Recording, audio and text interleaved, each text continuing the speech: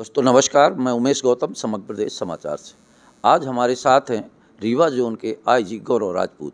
हालांकि अपनी बेबाकी और समाज सेवा के लिए जाने जाते हैं। जब से ये रीवा पे आए तो हर मुद्दों पे बात करते हैं। सबसे बड़ी बात तो ये कि देखिए, कोई भी अपराध, कोई भी कारण खत्म करने के लिए संवाद सबसे बड़ी बात है और ये संवादों को लेकर अक्सर चर्चा में है। और कोई भी छोटा सा छोटा आदमी, बड़ा सा बड़ा व्यक्ति आ जाए तो संवाद करते हैं। और हमारे मतलब मनीषी और हमारे रिसर्च वालों का भी ये कहना है कि संवाद ही हर समस्या को सुलझाने की एक जड़ है।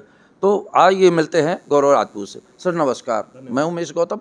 सर, आज हम जिस विषय पे चर्चा करेंगे वो विषय ये है कि आपकी चर्चा तो पूरे रीवा जोन पे है, संभाग पे है। उसका सवाल यह है कि एक छोटे व्यक्ति, सबसे छोटा व्यक्ति नशा करता है और जब सबसे छोटा व्यक्ति नशे को ख़त्म छोड़ देगा तो बड़ा व्यक्ति अपने आप कुछ नहीं कर सकता। पर एक बात की कमी ज़रूर मुझे अक्सर खलती रही कि हमारे जो नशे के विरोध में जो पकड़ जाते हैं, छोटे वाले पकड़ जाते हैं, जो यहाँ डीलरशिप करते हैं, यहाँ माल सप्लाई करते हैं, उन पर कार्रवाई कब तक अपन कर पाएंगे? उमेश जी, आपकी जानकारी के लिए मैं बता दूं कि हमने जो प्रहार 2 शुरू किया है उसमें गांजे के बड़े बड़े तस्कर पकड़े गए हैं। यूपी से पकड़े गए हैं, रीवा से पकड़े गए हैं, मऊगंज से पकड़े गए हैं। और ये छोटे लोग नहीं हैं, ये सप्लायर्स हैं, ये वेंडर्स हैं, ये स्टॉकिस्ट हैं। तो पहली बार हम लोगों ने वहाँ प्रहार किया है जहाँ इस समस्या की जड़ थी। और भविष्य में आने वाले समय में हम ये भी जानते हैं कि इस जड़ों में हमको मठा कैसे डालना है। सर, दूसरा सवाल, एक और सवाल है, सतना का सवाल है। सतना में अभी भोपाल की टीम ने आके 2 क्विंटल गांजा और 75 दो कितनी शीशियाँ पकड़ी, 75,000 की कोरेक्स की। तो हमारे यहाँ की पुलिसिंग क्यों नहीं पकड़ पाई और भोपाल की पुलिसिंग को आना पड़ा? देखिए उमेश जी, पहले आपको ये समझना पड़ेगा कि एसटीएफ एक स्पेशलाइज्ड विंग है जी। हमारे पास में। सिर्फ एनडीपीएस की कार्रवाई करने के लिए नहीं, बल्कि पुलिसिंग बहुत अलग स्तर पे भी करना है। मैंने आपको बताया वीआईपी मूवमेंट होता है, अपराधों का निराकरण होता है, चालान की पेशगी होती है, रिलीजियस फेस्टिवल्स होते हैं, हर जगह प्रभात गश्त होती है, रात्रि गश्त होती है। इन सब जगह पुलिस का बल अलग अलग लगता है, अलग अलग अनुपात में लगता है। ऐसा हो जाता है, हमेशा नहीं, कई बार, कि कुछ जगहों की स्पेसिफिक इनपुट जो है वो स्पेशलाइज्ड एजेंसीज को मिले और उस इनपुट के आधार पे वो रेड करते हैं और कार्रवाई करते हैं। इससे ये कहीं परिलक्षित नहीं होता कि सतना पुलिस ने पिछले वर्ष में एनडीपीएस पे कार्रवाई नहीं करी। सतना पुलिस ने बहुत प्रभावी ढंग से एनडीपीएस पे कार्रवाई करी है और काफ़ी बड़े बड़े तस्कर पकड़े हैं। तो ये मुझे लगता है कि एक स्पेशलाइज एजेंसी द्वारा किया गया काम है और उनका जो भी काम है उससे समाज का तो हित ही हुआ है। सर, एक दूसरी बात जो बहुत बड़ी बात है सर, और ये समाज का हर वर्ग इस सवाल को करता है।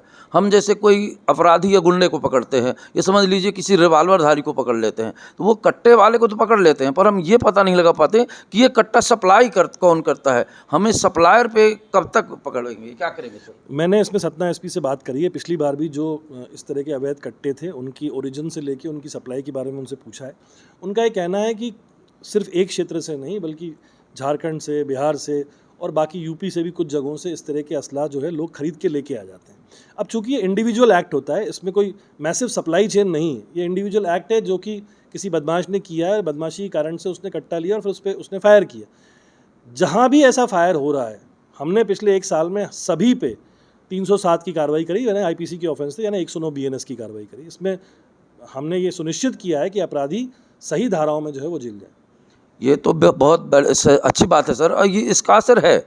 मैं इस बात को स्वीकार करता हूँ, क्योंकि मेरी बात हमेशा कड़क शब्दों में रहती है और खरी बात रहती है। ये तो तय है कि आपके बाद लोगों को पुलिस से स्नेह हुआ है। पहले क्या था, पुलिस से डर था, वो डर निकल के स्नेह में तब्दील हो गया।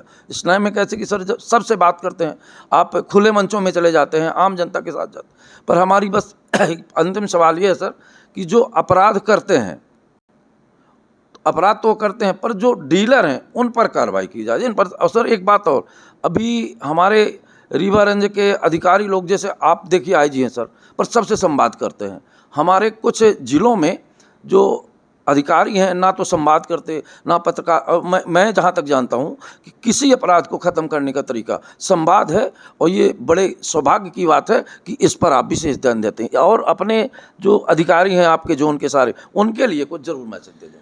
सभी जोन में एसपी से लेके नीचे तक मैंने ये मैसेज दिया हुआ है कि जनता के लिए हमारे द्वार 24 घंटे खुले रहने चाहिए।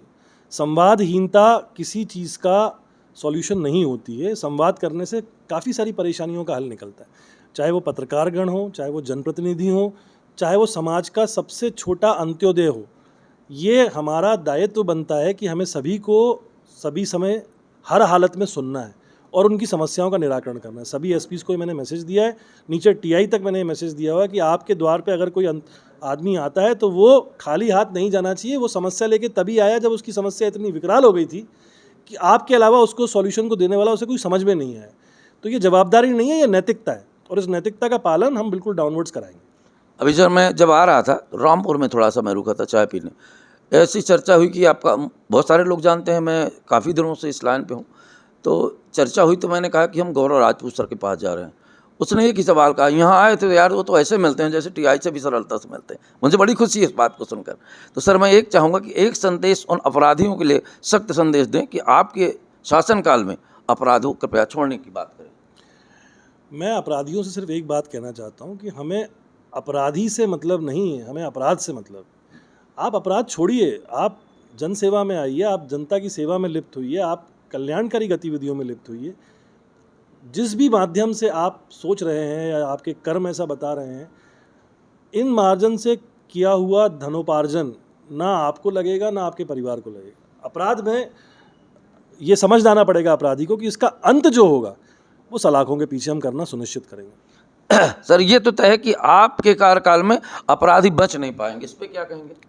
ये मुझे लगता है कि पिछले एक साल का आप आंकड़ा देख लीजिए, करीब लगभग 1500 से ऊपर लोग एनडीपीएस की कार्रवाई में विभिन्न जेलों में बंद हैं। ये आंकड़ा अपने आप में बताने के लिए काफ़ी है कि पुलिस ने काफ़ी मेहनत करी और पुलिस ने किस हद पे नशे के उन्मूलन में कार्य किया। अब आपको बता, जैसे सर ने कहा कि विगत वर्षों का अगर हम आंकड़ा निकालें तो 1500 लोगों को अंदर जेल भेजा गया है। ये बहुत बड़ी उपलब्धि है और हम गर्व भी कर सकते हैं इस विषय का। और एक बात तो है सर कि इसके पहले भी आईजी आए और उसके पहले भी आए, ये प्रगति में आते जाते रहे, ये शासनकाल है। पर यह भी बात तय है कि जो जन संवाद आपने शुरू किया ये अद्भुत है। ये बात तो मुझे रामपुर में उस व्यक्ति से पता चली कि वो बोला कि उसने आपसे सवाल भी किया था जब गए थे आप। उसने बोला कि यार टीआई से बात करने में डर लगता है पर उनसे तो ऐसा लगता है कि मिलके बात कर ले। ये खुशी की बात है। पर एक सवाल और मेरा सर, अपने जोन के जितने अधिकारी हैं उनके लिए कुछ मैसेज दे दें ताकि उन पर ये बात। आपके द्वार जनता के लिए 24/7 खुले रहने चाहिए। उनकी बातों को सुनिए और उनका निराकरण करने के लिए पूरी सक्षमता से आप लोग लगिए। और सर ये अब ये जो अगला प्रहार 2 का किस तारीख से शुरू होगा सर? ये हम 1 जुलाई से शुरू कर रहे हैं। 1 जुलाई से प्रहार 2 के अंतर्गत आपको नई कार्रवाइयाँ देखने को मिलेगी, नई तस्करों के खिलाफ कार्रवाइयाँ होंगी और जो उन्मूलन का है बिल्कुल विषय कि इस बार हम जो है वो जड़ों में मट्ठा डालने का काम करेंगे। और सर जो जन चौपाल का कार्यक्रम चल रहा है वो कब और कैसे शुरुआत होगी? ये जन चौपाल का तीसरा कार्यक्रम है जो हम करने जा रहे हैं। समस्त थाना चौकियाँ जो हैं वो एक दिवस में 4:30 से 6 बजे तक 30 जून को जनता के मध्य जाएंगी और वहाँ क्षेत्रों में जैसे चौकियाँ हैं उनका जो इंटीरियर क्षेत्र है वहाँ जन चौपाल करेंगी। पंच सरपंच जो महत्वपूर्ण लोग हैं उनकी बात सुनेंगी और जनता की समस्याओं का त्वरित जो निराकरण हो सकता है उसको करने की पूरा हर संभव प्रयास करेंगे। अभी हमारी मुलाकात हुई, बेबाक बातें हुई, खरे सवाल और सही जवाब हुए। इससे हम आपको बता रहे हैं कि धन्यवाद। उन्होंने कुछ निर्देश भी अपने अधिकारियों को दिया है, आम जनता के लिए भी संदेश है। सर आपका बहुत बहुत धन्यवाद हमारे साथ जुड़ने के लिए।